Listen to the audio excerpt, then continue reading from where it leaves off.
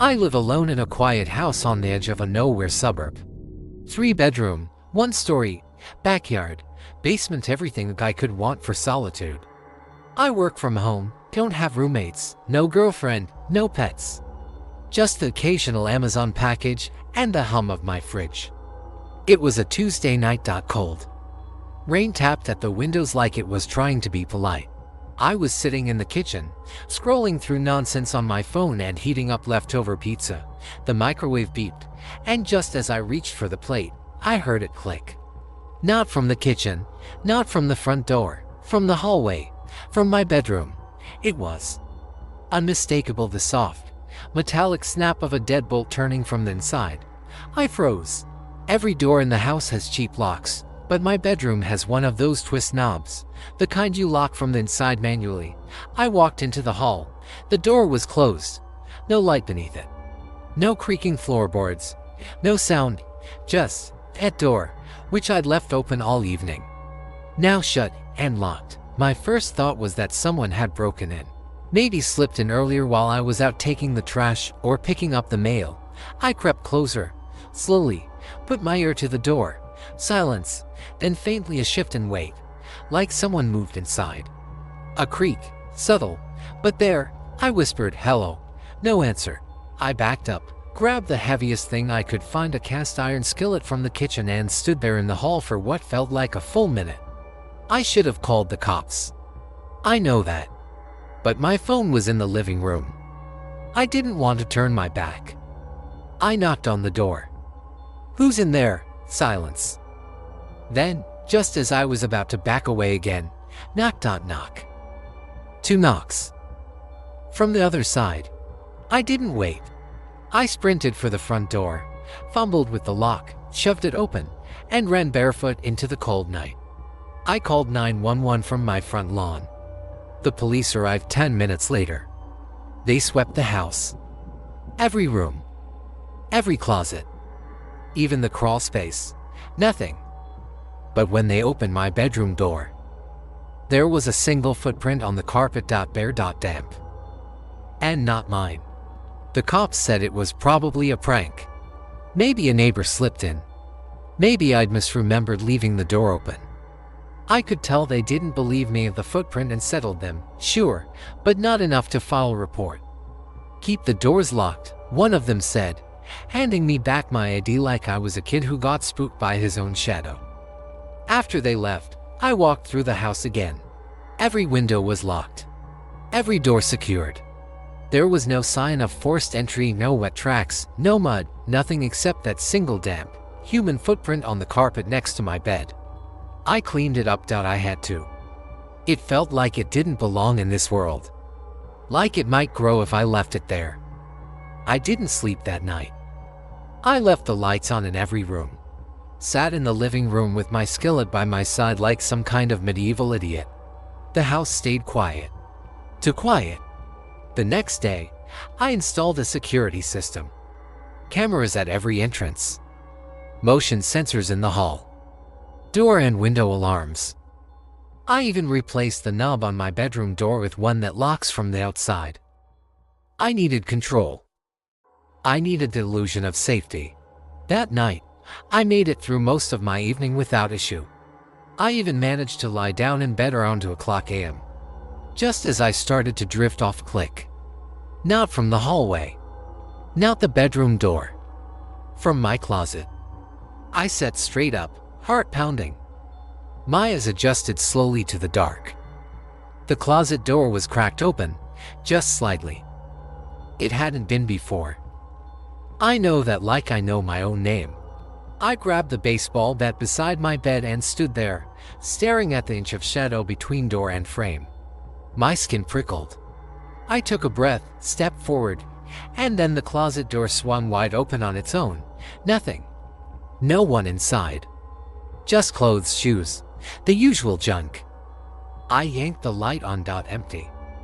Except my mirror on the inside of the closet door, the one I barely use. It was fogged. Like someone had just breathed on it. And written across the glass, drawn with a single trembling finger, were the words, "You locked me out." I stepped back. My foot touched something soft. A sock, not mine. I don't know how long I stood there, staring into the reflection. But then the mirror changed. Not fogged. Not written on. Just clear, glassy surface, and me, standing there. But not alone. Behind my reflection stood a man. Gray skin, sunken eyes, and a mouth open too wide to be natural, breathing, shallow and fast. But when I turned around, no one was there. Just the cold air, the light buzz of my bedroom lamp, and the closet mirror reflecting a space that was no longer mine.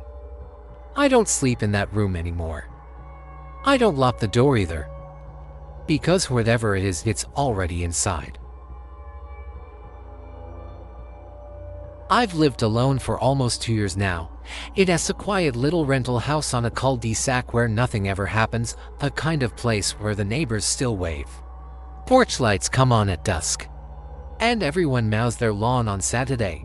It's safe, boring, and until last week. I love that about it. I work late hours at a print shop downtown, so I don't usually get home until after 11 p.m. That night was no different. I parked, locked the car, walked up the steps, and let myself in. No lights on. No sounds. Same usual stillness. I tossed my keys in the bowl by the door, kicked off my shoes, and grabbed a soda from the fridge. I wasn't tired yet, so I decided to unwind with an episode of something dumb on the couch. Maybe 20 minutes passed. That's when I heard the sound click. I paused the show. It was subtle, light, but unmistakable. A door latch. One of those older ones with the small turn lock that makes a metallic snap when it locks.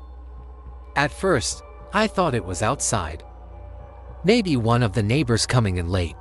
But then I realized it came from inside my house.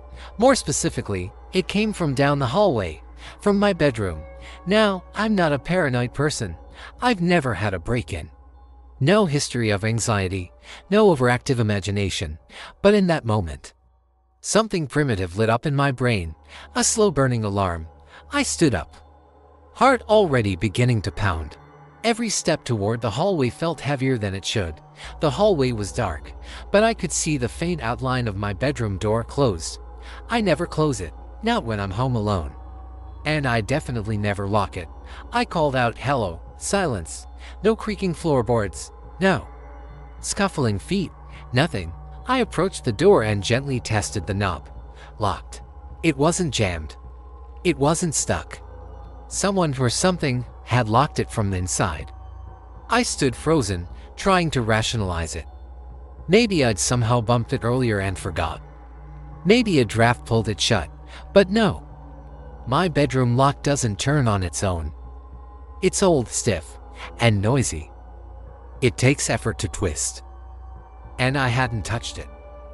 That's when I heard the second sound, a breath, from the other side of the door.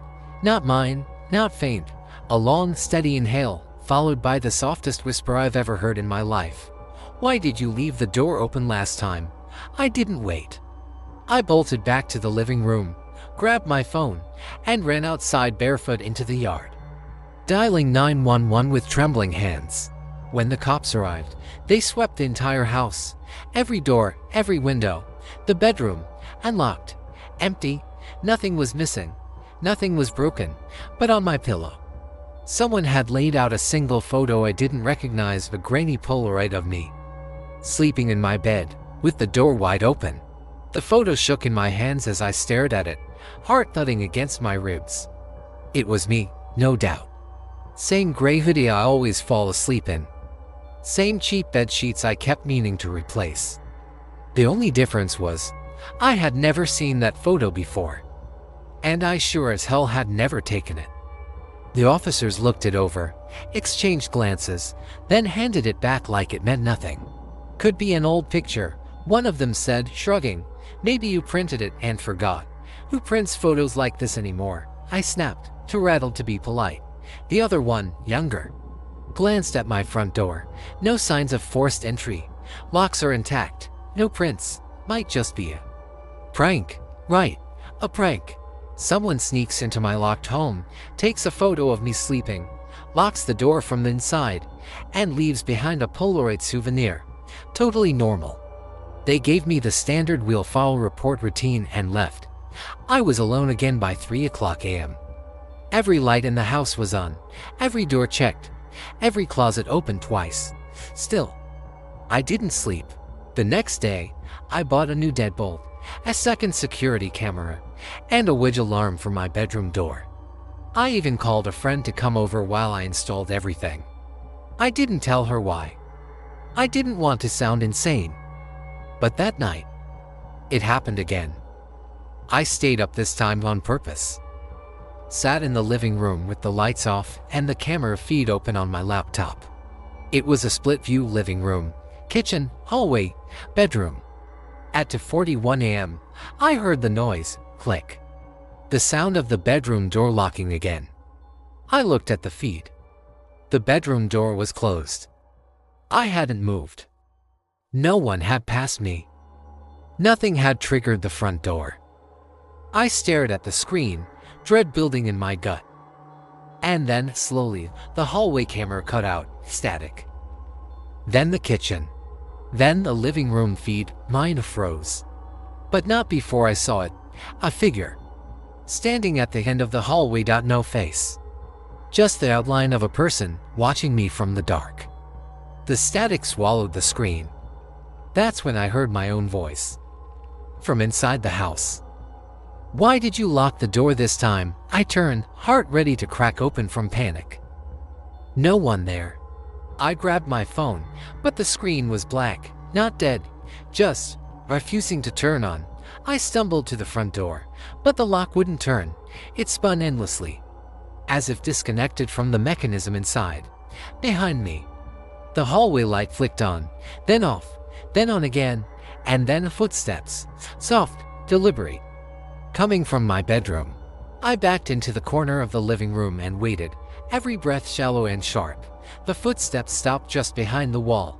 Then the door creaked open, but no one came out. Just a single sentence, whispered like it was being pressed into the air. "I liked it better when you didn't notice me." Don't remember passing out. I woke up just after sunrise, curled on the living room floor, every light off, every door wide open. No photo, no voice, no proof, just the sound of my bedroom door, quietly clicking shut behind me.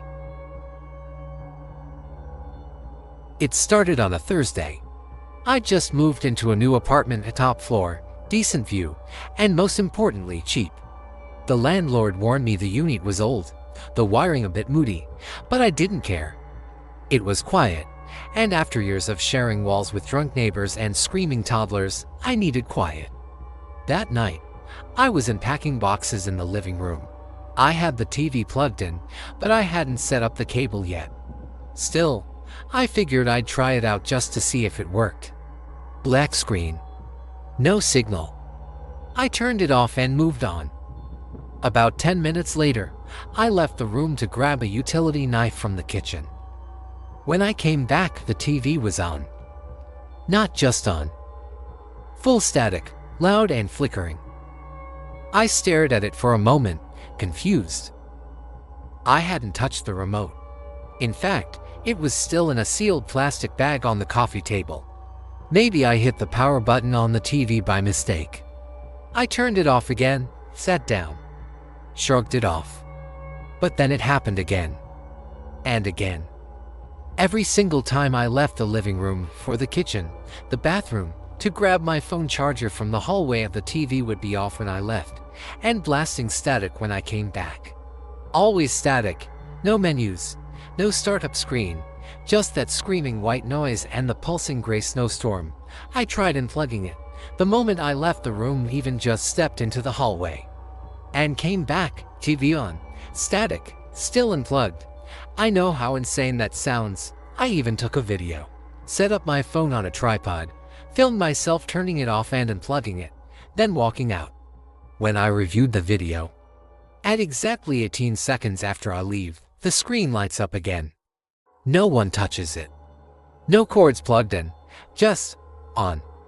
I started sleeping in the bedroom with the door locked, the TV facing the wall. That's when it got worse. Now, when the static turns on, I hear voices under the noise. Not full sentences. Just fragments. Don't leave it. Watching still. Not done yet. I thought I was going crazy. I had a friend come over to stay the night. I didn't tell him anything. Just asked him to chill in the living room while I cooked dinner. When I came back from the kitchen, he was pale as paper. "What the hell kind of TV do you have?" he asked. "It's not even plugged in," I said. He didn't stay the night. Now, the static turns on even when I am still in the room, but only when I blink. It flickers on in that sliver of darkness between eye closures. Like it's been waiting for those exact microseconds. And tonight, the static changed. It's not gray and white anymore. Now there's an image in it. Something blurry, moving. A hallway that looks a lot like mine. And something standing at the end of it, facing the camera, facing me. I didn't sleep that night. The static stayed on for hours, even when I unplugged the television again, even when I turned it to face the wall. Somehow, the screen still glowed a faint, but pulsing like it was breathing behind the plastic shell. I finally worked up the nerve to turn it around again. Same hallway on the screen. Same grainy black and white fuzz. Only now, the figure at the end of the hall was closer. Not by much, maybe a foot, but definitely closer than before. His outline was fuzzy. Like he'd been badly recorded on a camcorder from the 1980s. No face, just a dark silhouette. Arms at his sides, head slightly tilted like he was curious, or listening. I covered the screen with a blanket and backed out of the room slowly. As soon as I stepped out, I heard it click. The TV again, only this time, no static. A voice, a man's voice, gravelly, deep. "Slow, stop walking away." I froze. I hadn't set up voice control. The remote was in a drawer. There was no way that should have happened. And yet, I felt the voice inside my body, like it had bypassed my ears and gone straight into my bones. When I walked back in, the blanket had fallen to the floor. The TV was off. Screen black. But on the wall next to the screen, scratched into the paint with something sharp, were 5 words. "You've seen me too much." That's when I noticed something terrifying. The hallway in the TV, it wasn't just similar to mine. It was mine. Same cracked tile. Same uneven lighting. Same dented doorframe from when I moved the couch. And the thing in the static. It wasn't just watching from some other place. It was in this building. It was here. I packed a bag and left that night. Stayed in a motel across town. I left the lights on, turned the TV to the weather channel, and tried not to check my hallway every few minutes. But around 3 o'clock a.m., I heard the unmistakable buzz of static again. I sat up in bed. The TV in the motel, which I hadn't touched, was glowing with soft snow. And in the center of the screen, that same hallway. My hallway. But now the man was inches from the camera. Still featureless, still silent, except for the whisper, just before the screen cut to black, "You're still in the room." I've always been a bit obsessive about locking up. Blame it on my dad. He was the type to double-check the deadbolt 3 times before bed, even if he just locked it 5 seconds earlier. Growing up, I thought it was overkill. Now that I live alone, I get it. Security is comfort, or at least, it used to be. For the past 2 weeks, I've been waking up to find my front and back doors unlocked. Not wide open, not busted in, just unlocked, perfectly intact, no signs of tampering, no forced entry. At first, I blamed myself. I must have been tired, distracted. Maybe I thought I locked them when I didn't. But then it happened again, and again. Every night, I checked both doors, front and back. I even started filming myself doing it. I lock the knob. I slide the deadbolt. I say the time out loud to the camera. 11:42 p.m. Deadbolt secure. Front door locked. Then I go to bed. And every morning, unlocked. One day, I found the front door slightly ajar, just an inch, but open. Another morning, the sliding door to the patio was wide open, curtains swaying in the breeze. But there's no sign of entry. Nothing missing. No footprints on the welcome mat. No scuff marks on the frame. The only thing that's changed is the locks. They're always open. I bought a new deadbolt. Same result. I installed a smart lock. It logs every interaction, and I made sure only I had access. The logs show nothing. No unlock. No activity. It's like the doors are just willing themselves open. So I stopped relying on tech. Went analog. Bought a length of fishing line and tied it from the door handle to a stack of empty cans balanced on a stool.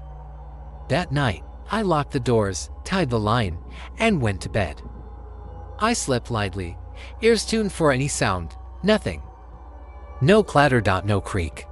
But when I woke up, the line was untied, neatly coiled on the floor, the cans still standing, and the door unlocked. That was 3 days ago. Since then, it's escalated. Now, when I wake up, the hallway light is on. Or the bathroom faucet is dripping, even though I never used it. This morning, I found muddy footprints just inside the back door.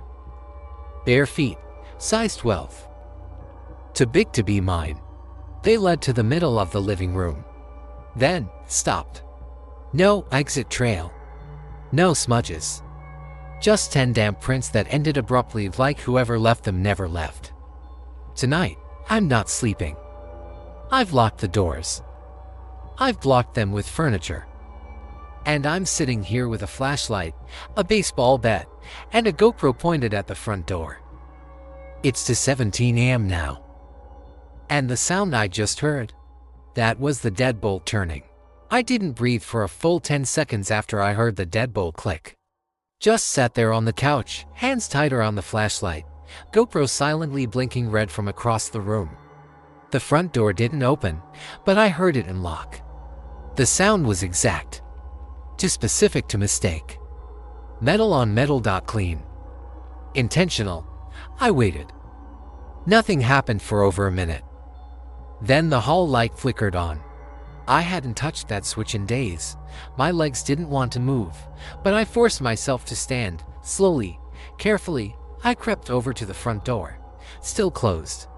I reached out hesitant and tested the knob. It turned. The deadbolt was undone. My chest went cold. I turned it back and immediately shoved the old bookcase in front of the door. Then I backed away and sat on the floor, not blinking, just listening. That's when I heard it, not from the front door. From the kitchen, 3 slow knocks, not loud, just deliberate, like whoever was out there wasn't trying to break in. They were waiting, testing me. I walked to the kitchen, stepping as quietly as I could. No lights, just the moonlight through the window above the sink. Everything looked normal, except the back door, the one I triple locked. Wedged shut with a chair was now slightly cracked open, not wide enough to see out, just wide enough to let in a sliver of cold air. The chair I'd wedged under the handle, still in place, upright, and touched. I grabbed the GoPro and played back the footage. The timestamp said 2 hours 17 minutes and 4 seconds AM, the exact moment I heard the deadbolt. The screen showed me sitting on the couch, frozen. Then, the door behind me unlocked itself. No one there. No hand. No shadow. Just the lock slowly turning on its own. Click. And then, 30 seconds later, the hallway light flicked on also on its own. There was no sign of tampering. No strings. No mechanical trick. Just movement. Intelligent movement. I skipped ahead in the footage. At 2:24 a.m., something even worse happened. For a single frame at just one, something appeared at the far left edge of the frame. I paused it. Enlarged out a face. Pale, featureless. Except for the mouth, stretched into an unnatural grin. It had no eyes. Just dark, empty sockets. And it was watching me. From inside the house. I deleted the footage. I don't know why. Some part of me didn't want that image sitting on a memory card in my pocket. I haven't slept since. It's been 4 nights now. I've nailed the doors shut. I've bolted the windows. And still, every morning, they're unlocked again. This morning, I found a note in my handwriting taped to the mirror. 4 words, written in black ink, "You let me in," but I never wrote it.